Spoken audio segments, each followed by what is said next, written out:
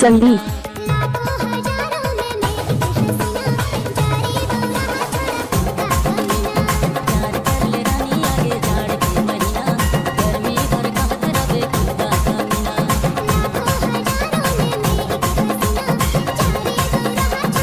Sandeep